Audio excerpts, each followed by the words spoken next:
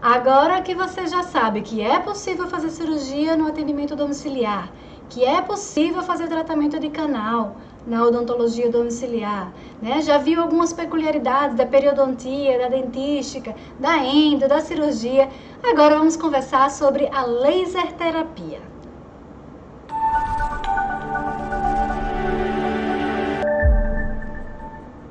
Bom, como uma forma de introdução, né, só para a gente se orientar, a laser terapia ela pode ser de alta potência, que é aquele laser, né, que corta, que coagula, usado nos procedimentos cirúrgicos.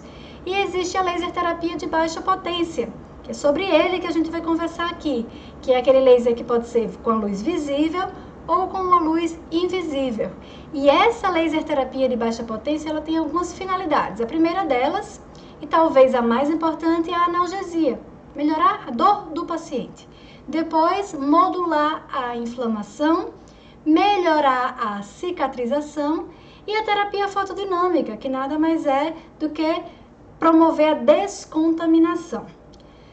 Muito bom. De uma forma geral, o procedimento que envolve laser terapia é um procedimento que envolve menor tempo e muitas vezes você pode encaixar isso na sua rotina. Por exemplo, vamos supor que na segunda-feira de manhã eu, Diana, faça atendimento domiciliar. Então, eu agendo meus pacientes. No meio desses pacientes, eu faço essa laser terapia.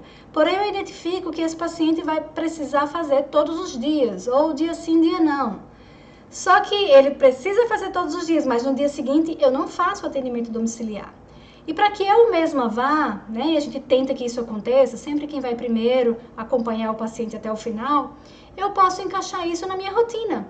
Vamos dizer que na terça-feira eu nem pise no consultório, não faço atendimento domiciliar.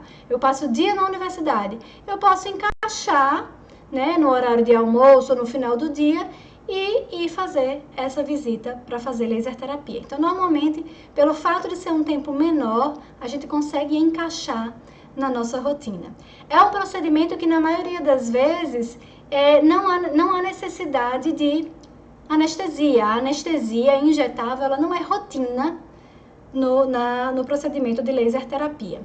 Também o processo, a organização, ela é mais simples. A questão de montar e desmontar acaba sendo mais simples. Porém, o fator dor pode ser que interfira no aumento do tempo de procedimento. Às vezes o paciente está com muita dor e você precisa de muita paciência, muita calma para fazer a aplicação de laser no tempo do paciente. Então, às vezes o procedimento acaba não sendo tão rápido por conta dessa questão dor, né, que faz com que você precise fazer as coisas com muita calma. E aí, é um momento que talvez você possa aproveitar para se aproximar mais do paciente, para conversar, muitas vezes é um monólogo, né? Mas de conversar um pouco, talvez até entrar em campo na questão espiritual, né? Se você se sentir à vontade para isso, ou simplesmente oferecer atenção para o paciente. E por conta de tudo isso, às vezes, na maioria das vezes, não há necessidade de auxiliar. Dá para você fazer o atendimento sozinha. Você mesmo monta, você mesmo faz o procedimento e você mesmo desmonta e ainda assim você não tem um gasto de tempo tão importante. Em relação aos volumes, também é simples. Você vai levar 3 volumes pequenos. Uma maletinha, né? Nós levamos essa maletinha. Dentro dela, o que é que vai? O laser, propriamente dito, o equipamento, né? Se for um equipamento que você vai precisar carregar, né, vamos dizer que seja um equipamento que você use na tomada ou que você vai precisar recarregar lá. Então, lembrar de levar o carregador e, claro, um adaptador, porque às vezes, surpresa, né? Chega na casa do paciente, tem aquelas tomadas antigas e o seu equipamento é novo e já das tomadas novas e não vai conseguir adaptar. Então, a dica é tenha um adaptador dentro da sua maleta. Também o gel de lidocaína, né? Você pode ter um gel de lidocaína porque muitas vezes, como já foi citado, o paciente com muita dor, então é muito usado em cuidados paliativos. O óculos de proteção, o seu e o do paciente, é um óculos próprio para laser.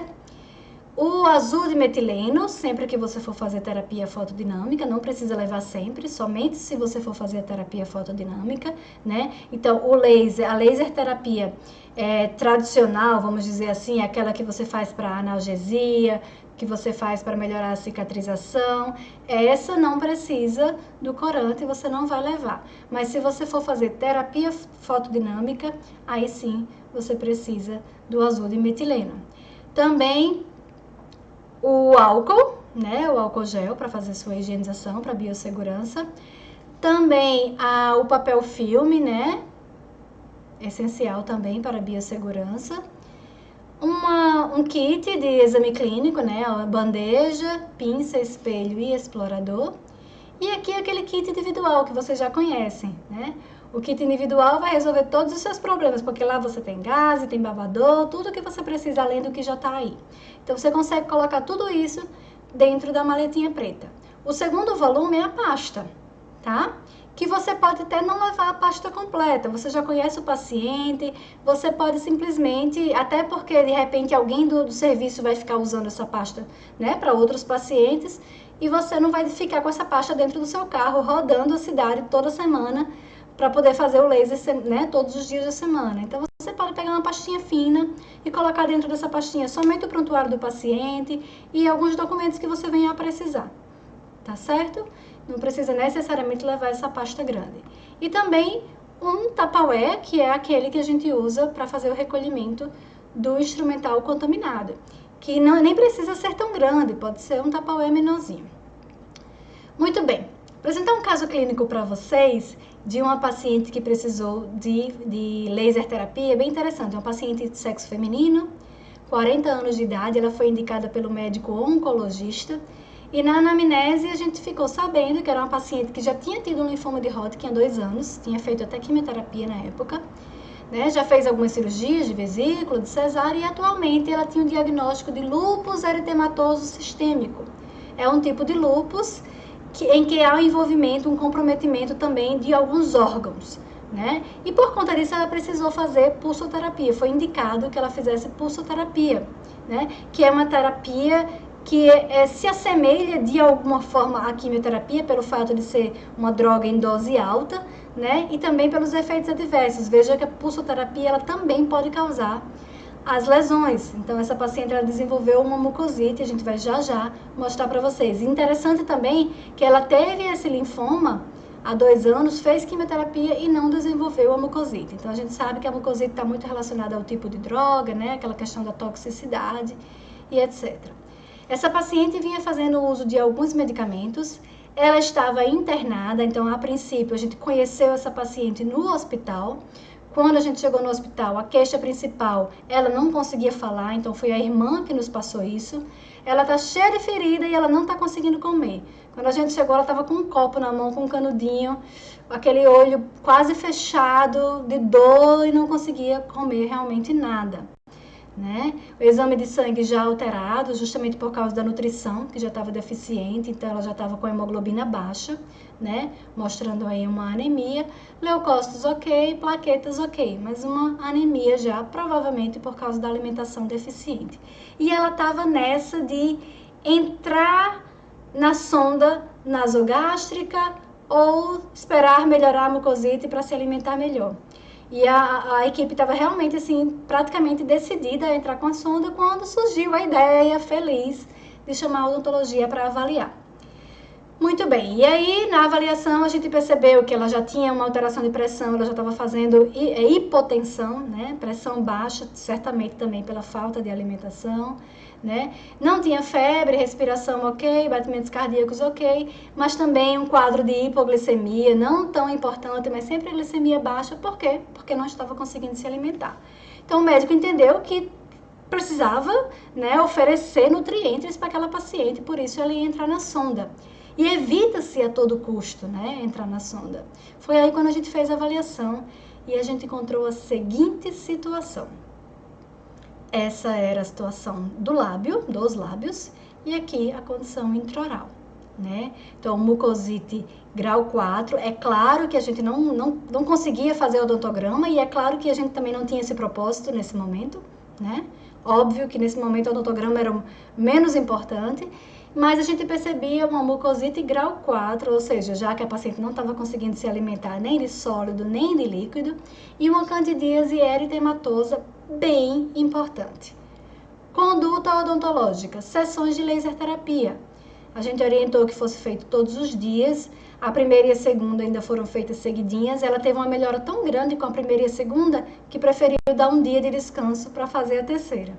Então, sessões de laser terapia, prescrições, né? Então, na época a gente fez a prescrição de antissépticos bucais, que nessa época a gente ainda usava clorexidina. Hoje a gente sabe que clorexidina não é o mais indicado, né? Por quê? Porque a clorexidina, apesar de excelente antisséptico, ela atrapalha a cicatrização.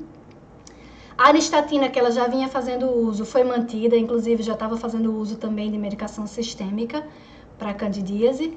E o Bepantol em lábio, nessa época não se falava muito sobre, né, as lanolinas, a lanidrata e lanolin, e na época a gente usou o Bepantol, que é muito bom também, a gente teve uma resposta excelente.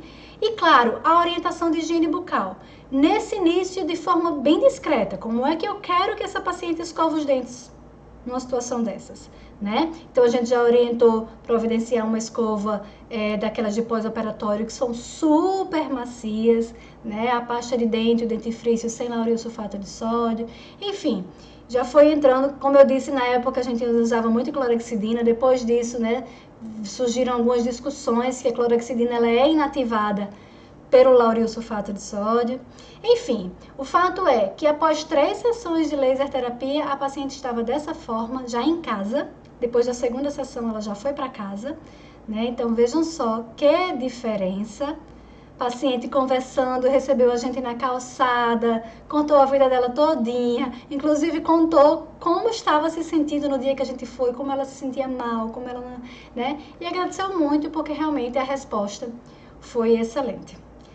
Então, como ela, né, nós temos muitos outros casos. Eu imagino que vocês que fazem odontologia domiciliar, ou mesmo vocês que fazem consultório, já devem ter pego casos muito parecidos, né, daqueles que você fica assim muito feliz com o resultado, né, de um paciente que não conseguia nem falar e que de repente agora tá comendo, tá falando, tá a vida praticamente normal. Depois disso ela ficou super bem, né, a gente não teve mais contato. Depois de muito tempo, ela ainda viveu os bons anos até a gente ficar sabendo do seu óbito.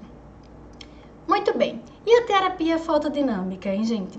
A terapia fotodinâmica em domicílio, a gente utiliza mais em 2 situações. A primeira delas, a gente já comentou aqui, que é a questão da descontaminação diante de uma situação que poderia precisar de antibiótico, né? Então, por exemplo, um abscesso, né, um elemento dentário que dá para fazer tratamento de canal ou que está em tratamento de canal, mas que é abscedor, tal. Então, no abscesso, ele é muito comumente utilizado no intuito de ajudar o antibiótico ou até de substituir o antibiótico.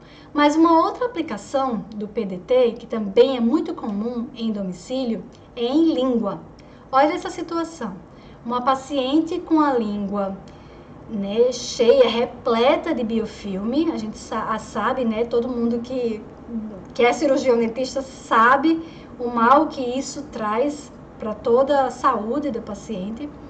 E aí, como é que foi feito isso? Bom, primeiro uma higienização, né, inicial com gaze. Veja que só com a gaze a gente já removeu, né, uma grande quantidade de biofilme. Depois a remoção mecânica e química, né, com a utilização de spray e com a utilização de um limpador de língua. Aí a gente também já consegue uma melhora significativa. Tudo isso é uma preparação para que a gente possa usar o PDT, fazer o PDT. Então, em gaze, a gente coloca o corante, né? Todo mundo já conhece, o azul de metileno. Então, a gente, com essa gaze encharcada no corante, a gente coloca na língua, para que a língua possa absorver esse corante, e em seguida é só fazer o PDT.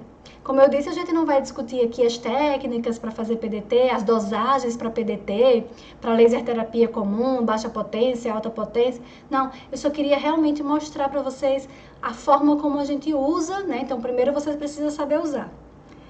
Sabendo usar, sabendo indicar como que a gente faz isso em domicílio, tá? Então, tanto a laser terapia como a terapia fotodinâmica são bastante utilizadas no atendimento domiciliar. E certamente, talvez alguns de vocês tenham casos bem legais para contar pra gente. Se puder, bota aí nos comentáriozinhos embaixo, né, do vídeo, tem espaço para comentários. Conta as histórias de vocês, conta como vocês solucionaram, né, de repente um caso mais complicado, até para que a gente possa também aprender junto.